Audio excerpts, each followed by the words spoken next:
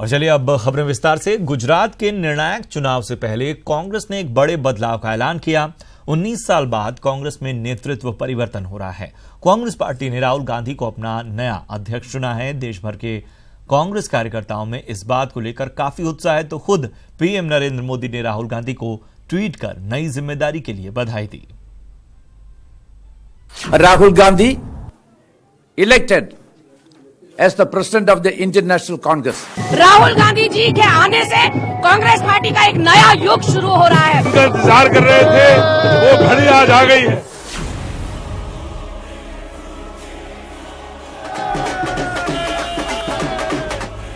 एक 132 साल पुरानी कांग्रेस पार्टी ने बड़ी करवट ली है। बदलाव के साथ कदम बढ़ाते हुए कांग्रेस में सोनिया युग की जगह अब राहुल राज का आगाज हो रहा है। राहुल गांधी जी को निर्विरोध चुनने पर बहुत हार्दिक बधाई। कांग्रेस पार्टी के लिए बहुत खुशी की बात है। 19 साल तक कांग्रेस की कमान संभालने वाली सोनिया गांधी के बाद अब राहुल गांधी कांग्रेस के नए नायक बने हैं। भारतीय सियासत के युवा कुनबे का प्रतिनिधित्व करने वाले राहुल करीब एक दशक से भारतीय राजनीति से सीधे तौर पर जुड़े हैं।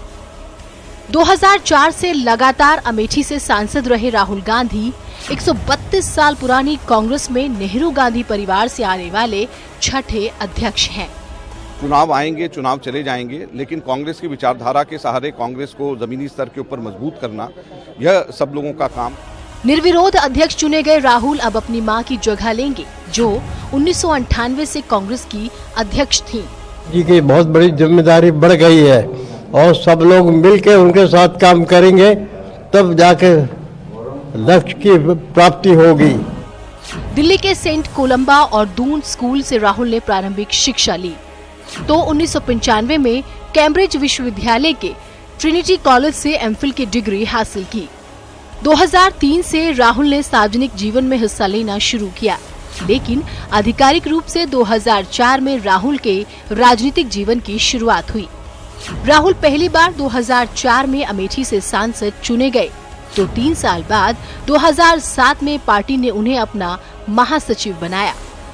राहुल और उनकी युवा टीम ने तभी से कांग्रेस में अपनी छाप छोड़नी शुरू की। कांग्रेस के खिलाफ एंटी इनकम्बेंसी लहर को मात देते हुए टीम राहुल ने कांग्रेस को 2009 के लोकसभा चुनाव में निर्णायक जीत दिलवाने में अहम भूमिका निभाई। इसके बाद पार्टी ने 2013 में राहुल गांधी को और बड़ी जिम्मेदारी देते हुए पार्टी का उपाध्यक्ष बनाया।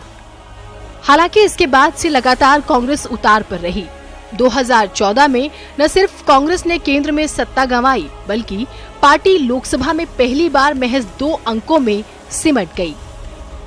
और यही वक्त था जब कांग्रेस पार्टी ने 2 दशक से चले आ रहे अनुभवी नेतृत्व की जगह युवाओं के कंधे पर पार्टी की बागडोर देने के बारे में गंभीरता से सोचना शुरू किया।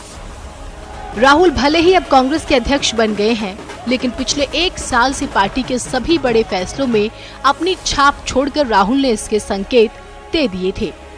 राहुल न सिर्फ निर्विरोध कांग्रेस के अध्यक्ष बने हैं, बल्कि विपक्षी एकता की नई धुरी बनकर भी उभरे हैं। हालांकि तमाम उपलब्धियों के बावजूद राहुल के लिए इस नई जिम्मेदारी की राह इतनी आसान भी नहीं होने वाली। Bureau report, ETV news. तो गुजरात में पार्टी को लड़ाई में वापस लाकर राहुल ने अपने बारे में गढ़े कई मिथकों को तोड़ा है, लेकिन बात इतने पर खत्म नहीं होती। राहुल के सामने कई बड़ी चुनौतियां हैं। देखिए कांग्रेस के नए अध्यक्ष राहुल गांधी की चुनौतियों की विवेचना करती ये report. I hereby declare Sri Rahul Gandhi elected as the president of the Indian National Congress. देश का पीएम कैसा हो? राहुल गांधी जैसा हो।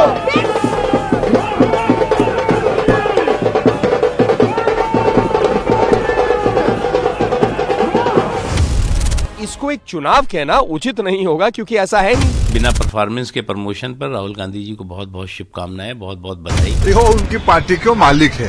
कांग्रेस बोझा बन चुकी है देश के लिए। राहुल को इन हमलों के बीच ही अपना रास्ता बनाना होगा। राहुल को खुद को तो साबित करना ही होगा, साथ ही पार्टी को मजबूत कर पटरी पर भी लाना होगा। चलिए सबसे पहले आपको बताते हैं राहुल गांधी के सामने कौन कौन सी चुनौतियां हैं। आसान नहीं है राहुल की राह। चुनौती नंबर 1, गुजरात और हिमाचल की लड़ाई में जीत। गुजरात और हिमाचल में पार्टी की प्रतिष्ठा दांव पर लगी हुई है। अगर इन दोनों ही राज्यों में पार्टी अच्छा करेगी तो ठीक, वरना फिर पार्टी वहीं खड़ी नजर आएगी जहां वो पहले से है और मिशन 2019 तो दूर की कौड़ी हो जाएगी। चुनौती नंबर 2, उत्तर भारत में पार्टी की जमीन लौटाना। दिल्ली की सल्तनत पाने का रास्ता उत्तर भारत से ही आता है, लेकिन इस इलाके में पार्टी अभी जड़ से खत्म नजर आ रही है। ऐसे में राहुल के सामने बड़ी चुनौती होगी अपनी खोई हुई जमीन को फिर से पाना, लेकिन इसके लिए राहुल को एड़ी चोटी का जोर लगाना होगा। चुनौती नंबर 3, संगठन को दोबारा खड़ा करने की चुनौती। अगर उत्तर भारत में अपने उखड़े पांव जमाने हैं तो राहुल को सबसे पहले अपने संगठन को मजबूत करना होगा। मणिशंकर और दिग्विजय सरीखे लीडर को भी संभालना होगा, साथ ही सिंधिया और पायलट जैसे युवा चेहरों को भी चमकाना होगा। साफ है राहुल को दोनों पीढ़ियों के बीच सामंजस्य बिठाना होगा, जो कि टेढ़ी खीर से कम नहीं है। चुनौती नंबर 4, अगले साल 8 बड़े राज्यों में विधानसभा चुनाव हैं। जब संगठन के तौर पर पार्टी काम करने लगेगी तो फिर राहुल पर रिजल्ट देने की जिम्मेदारी होगी। 2018 में कर्नाटक और मध्य प्रदेश सहित 8 राज्यों में चुनाव होने हैं और मिशन 2019 के लिए 2018 में होने वाले सियासी संग्राम को काफी अहम माना जा रहा है। चुनौती नंबर 5, मोदी शाह की चुनौती से पार पाना। उपाध्यक्ष रहते हुए भी राहुल गांधी ही बीजेपी के हिट लिस्ट में थे। ऐसे में तय है बीजेपी उन्हें और घेरेगी, लेकिन इससे बड़ी चुनौती है राहुल को पीएम मोदी और अमित शाह की जोड़ी से पार पाना। Bureau report, ETV news. और कांग्रेस की कमान संभालने से पहले राहुल गांधी गुजरात विधानसभा चुनाव में कांग्रेस के प्रचार की मुश्किल जिम्मेदारी संभाल रहे हैं और परीक्षा की ये घड़ी राहुल की राजनीति को तराश रही है। गुजरात में राहुल के बदले अंदाज इस बात की तस्दीक करते हैं कि गुजरात चुनाव के दौरान राहुल का सियासत वाला अंदाज अलग ही है। ये चुनाव ना नरेंद्र मोदी जी के बारे में है, ना मेरे बारे में है, ना कांग्रेस पार्टी के बारे में है, ना बीजेपी के बारे में है।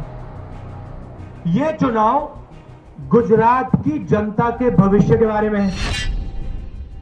मोदी जी, मैं समझता हूं कि आप 22 साल की बात नहीं कर सकते, मगर थोड़ा सा समय गुजरात के भविष्य के बारे में भी बोल दीजिए।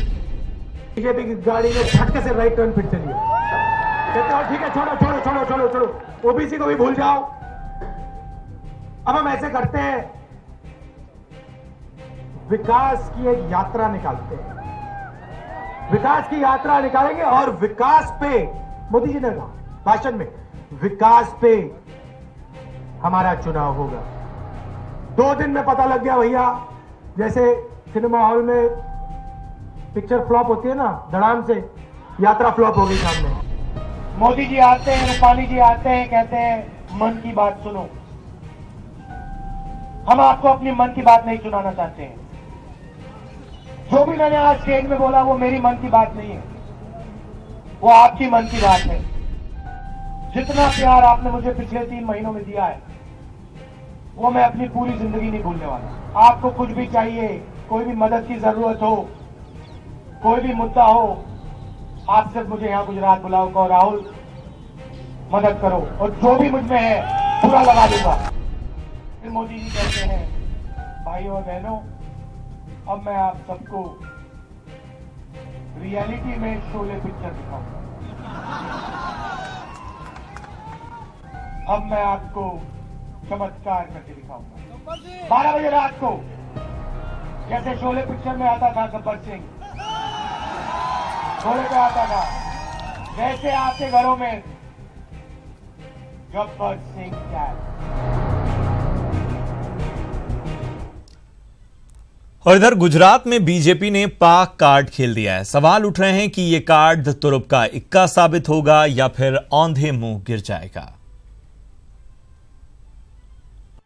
પાકિસ્તાનના અરશદ રફીક ગુજરાતમાં અહેમદ પટેલને મુખ્યમંત્રી બનાવવા માટે પાકિસ્તાનના લોકોની મીટિંગ થાય, કોંગ્રેસ પાર્ટી જવાબ આપે। भाषणों में आपने सुना होगा भ्रष्टाचार शब्द भी गायब हो गया। गुजरात चुनाव की फाइनल फाइट में बीजेपी ने पाक कार्ड खेल दिया है और लगातार पीएम मोदी और बीजेपी के दूसरे नेता पाक का नाम लेकर कांग्रेस पर निशाना साध रहे हैं। लेकिन सवाल उठ रहा है कि क्या पाक कार्ड से चुनाव में बीजेपी को मदद मिलेगी? बीजेपी का पाक कार्ड कितना कारगर साबित होगा? पाक कार्ड बीजेपी को दोबारा गुजरात की सत्ता दिला देगा? ये सवाल तब और अहम हो जाता है जब बीजेपी का ये पाक कार्ड दो अहम राज्यों दिल्ली और बिहार में पहले ही फेल हो चुका है। पीएम मोदी ने लोकसभा चुनाव प्रचार के दौरान पाक का नाम लेकर आम आदमी पार्टी के संयोजक अरविंद केजरीवाल पर निशाना साधा था और मौजूदा वक्त में केजरीवाल दिल्ली के सीएम हैं। सुनिए पीएम ने उस वक्त कठुआ की रैली में क्या कहा था। पाकिस्तान के पास अब तक तो AK-47 थी, अब उनको मदद मिल गई है AK एंटोनी की। एक दूसरे हैं, वो तीसरे हैं AK-49, वो है AK-49। ये AK-49 ने अभी एक पार्टी को जन्म दिया। बीजेपी का पाक कार्ड बिहार विधानसभा चुनाव में भी फेल हुआ था। तब बीजेपी के अध्यक्ष अमित शाह ने लोगों को कहा था कि बिहार में बीजेपी के हारने पर पटाखे पाकिस्तान में फूटेंगे। गलती से भी अगर भारतीय जनता पार्टी बिहार में हार गई, गलती से भी अगर भारतीय जनता पार्टी बिहार में हार गई तो जय पराजय तो बिहार में होगी, पटाखे पाकिस्तान में जाकर चलेंगे। दो अहम राज्यों में बीजेपी का पाक कार्ड नहीं चला। इसके बावजूद बीजेपी ने गुजरात में पाक कार्ड खेल दिया है। हालांकि गुजरात को बीजेपी के हिंदुत्व की प्रयोगशाला के तौर पर देखा जाता है और ऐसे में पाक कार्ड का कितना फायदा या नुकसान हुआ ये 18 दिसंबर को ही पता चलेगा। Bureau report ETV news. पहले मणिशंकर अय्यर के नीच वाले बयान पर फंसी कांग्रेस अब उनके घर हुई उस डिनर पार्टी से मुश्किल में पड़ गई है जिसमें शामिल लोगों के नामों पर से पूर्व सेनाध्यक्ष दीपक कपूर ने पर्दा हटा दिया है। पाकिस्तान हाई कमिश्नर साथे जिनमें ना कोई सत्य है ना सत्यता। खाने में जाने के लिए सरकार को सूचना और सरकार से अनुमति। गुजरात के महासंग्राम में अब पाकिस्तान महामुद्दा बन गया है और पाकिस्तान को अपनी तरफ से सफाई तक देनी पड़ रही है। एक बयान जारी कर पाकिस्तानी विदेश मंत्रालय ने कहा है अपनी चुनावी बहस में भारत को पाकिस्तान को घसीटना बंद करना चाहिए। साजिशों के बजाय अपने दम पर चुनावी जीत हासिल करने का प्रयास करें। ऐसे आरोप बेबुनियाद और गैर जिम्मेदाराना है। इस मामले की शुरुआत 10 दिसंबर को एक रैली के दौरान पीएम नरेंद्र मोदी ने की कि पाकिस्तान एक संवेदनशील मामलो छे एवे वक्ते पाकिस्तान हाई कमिश्नर साथे आ प्रकारनी गुप्त मीटिंग करवानुं कारण शुं? पीएम मोदी के इस आरोप से कांग्रेसी नेता बौखला उठे और रविवार को ही उन पर ताबड़तोड़ हमले शुरू कर दिए।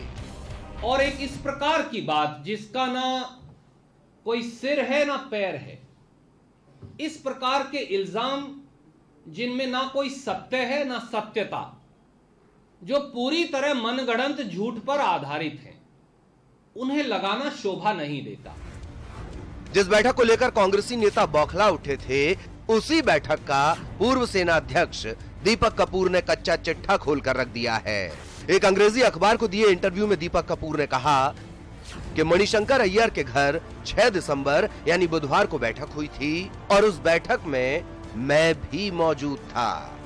पूर्व सेनाध्यक्ष दीपक कपूर ने यह भी बताया कि उस बैठक में पाक के पूर्व विदेश मंत्री खुर्शीद महमूद कसूरी, पूर्व उपराष्ट्रपति हामिद अंसारी, पूर्व विदेश मंत्री नटवर सिंह, पूर्व राजनयिक सलमान हैदर, पूर्व राजनयिक TCA राघवन, पूर्व राजनयिक शरद सभरवाल, पूर्व राजनयिक के शंकर वाजपेयी मौजूद थे। बकौल मणिशंकर अय्यर ये खुर्शीद महमूद कसूरी को जानने वालों और पाकिस्तान में डिप्लोमेट्स रहे लोगों का गेट टुगेदर था। इसका भारत की राजनीति से कोई लेना देना नहीं था। अय्यर ये तो मान रहे हैं कि बुधवार की शाम उन्होंने पाक के पूर्व विदेश मंत्री को खाना खिलाया, लेकिन उनसे क्या बात की ये नहीं बताया। हालांकि पूर्व सेना अध्यक्ष दीपक कपूर ने यह जरूर कहा है कि मैं इस बैठक का हिस्सा था। इस मीटिंग में भारत पाकिस्तान संबंधों के अलावा अन्य किसी मुद्दे पर चर्चा नहीं हुई। अब जबकि दीपक कपूर ने बैठक का कच्चा चिट्ठा खोल दिया है, कांग्रेसी नेता आनंद शर्मा फिर सामने आए हैं और पूछ रहे हैं कि क्या खाने पर जाने के लिए भी पीएम से इजाजत लेनी होगी। हम नरेंद्र मोदी जी से पूछना चाहते हैं कि कब से ये नियम बना कि खाने में जाने के लिए, शामिल होने के लिए सरकार को सूचना और सरकार से अनुमति ली जाए। आनंद शर्मा भले ही पीएम पर हमलावर हो रहे हों, लेकिन इस मुद्दे पर कांग्रेस ठीक वैसे ही फंस गई है जैसे अय्यर के नीच वाले बयान पर फंसी थी। Bureau report, ETV news.